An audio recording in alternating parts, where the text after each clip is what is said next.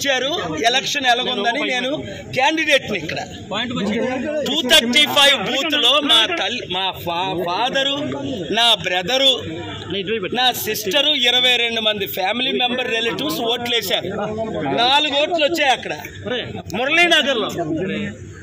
అర్థమైందా రాజ్యం ఎలాగుందో? ఇప్పుడైనా అర్థం చేసుకోండి. చంద్రబాబు నాయుడు గారు లాంటి పెద్ద లీడరే 52 రోజులు జైల్లోకి వెళ్ళబోసారు. బయటకు వచ్చి పవన్ కళ్యాణ్ మాటలు ఒప్పుకొని సరెండర్ అవ్వాల్సిన పరిస్థితి. చంద్రబాబు నాయుడు గారు ముఖ్యమంత్రిని చేసింది నేను 1995లో. అప్పుడు ఎమ్మెల్యే మోదీ గారు, నితీష్ కుమార్ ఏంటి, నవీన్ పట్నాయక్ ఏంటి, ఒక కేజ్రీవాల్ సరెండర్ అవ్వకపోతే లోపల జైలుకి వెళ్ళాడు. ఇప్పుడు సీఎం రమేష్ కనకాపల్లో 50,000 మెజారిటీ అట, బీజేపీ 8లో 6 సీట్లు అట, జనసేన 21లో 19 సీట్లు అట. ఇంకెందుకు ఎలక్షన్? ఇప్పుడే నేను కలెక్టర్ గారితో సంతకం తీసుకొని వచ్చాను. ఆయన పెట్టనంటే గొడవ పెట్టుకొని మీరు ఎక్నాలజ్మెంట్ తీసుకోండి అని. ఇదిగోండి సంతకం. ఏమని డిమాండ్ చేశాను? కోర్టు ఆర్డర్ ఉంది 23-30ని. ఏమని? మీరు సీసీటీవీ లింక్ లాస్ట్ టైం ఎందుకు ఇచ్చారు క్యాండిడేట్లకి, ఇప్పుడు ఎందుకు ఇవ్వలేదు? ఇప్పుడు అర్థమైంది ఎందుకు ఇవ్వలేదు. సీసీటీవీ కెమెరాలు వెనకన ఎందుకు పెట్టలేదు, చుట్టూ ఎందుకు పెట్టలేదు? ఎందుకు కారణం? నాకు పడిన లక్షల ఓట్లు పోని యూత్ నిరుద్యోగులు 2 లక్షలు, క్రిస్టియన్స్ 2 లక్షలు, 3.5 లక్షల్లో బడుగు బలహీన వర్గాలు 2 లక్షలు ఏమయ్యాయి అంటే, పోనీ నా ఫాదరు, నా సిస్టరు, నా బ్రదర్లా, నా ఫ్యామిలీ మెంబర్స్ 235 బూత్లో వేసిన ఓట్లు. ఆ రోజు నన్ను పోలీస్ శ్రీకాంత్ 15 నిమిషాలు హెరాస్ చేసి ఆపారు సిఐ పోలీసు. ఇంత దరిద్రం ఎలక్షన్స్ ఇంకనవసరం. చైనా లాగే, రష్యా లాగే మోదీ గారు టోటల్గా ఆయనే లైఫ్ లాంగ్ డిక్లేర్ చేసుకోవడం బెటర్. ప్రైమ్ మినిస్టర్గా, ప్రెసిడెంట్గా ఇంక ఎలక్షన్స్ అని పాటించని అవసరం లేదు. ఆర్ఓ గారు సంతకం పెట్టారు, గాజువాక ఆర్ఓ గారు సంతకం పెట్టారు. నేనేం కోరాను? బూత్లో ఒక్కొక్క దగ్గర ఓటే పడలేదు నాకు. అది కూడా గాజువాక స్టీల్ ప్లాంట్ అమ్మకాన్ని ఆపాను.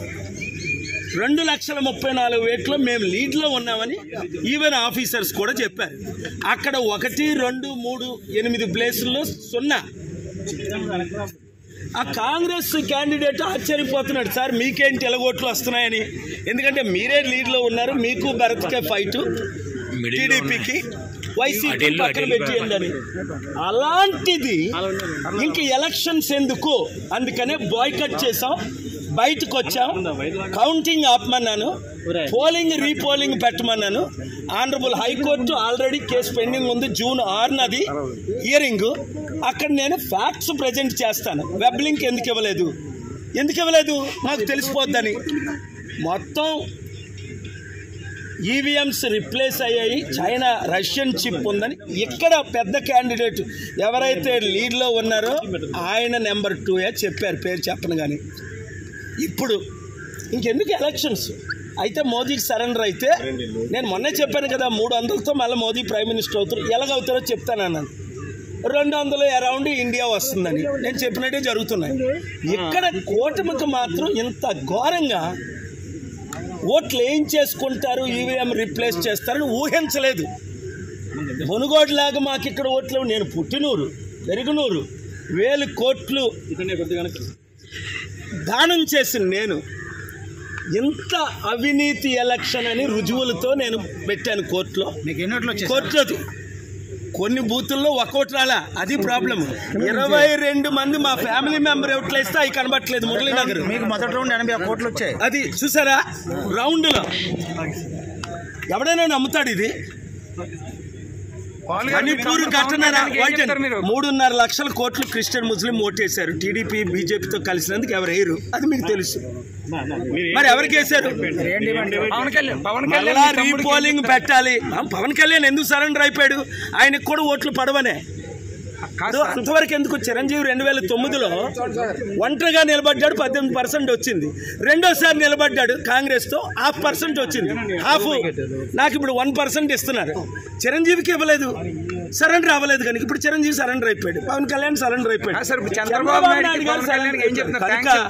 నేను చూడు, ఇది అవినీతి ఎలక్షను, అక్రమ ఎలక్షను. పోలింగ్ వెంటనే ఆపాలి, రీపోలింగ్ చేయాలి, రీకండక్ట్ చేయాలి విశాఖపట్నం. మేము కోర్టుకి వెళ్తాం. కోర్టులో న్యాయం జరుగుతుందని ఇప్పటి వరకు జరుగుతుంది, న్యాయం జరుగుతుందని ఆశిస్తున్నాను. Thank you very. For more videos like this, subscribe Big TV channel.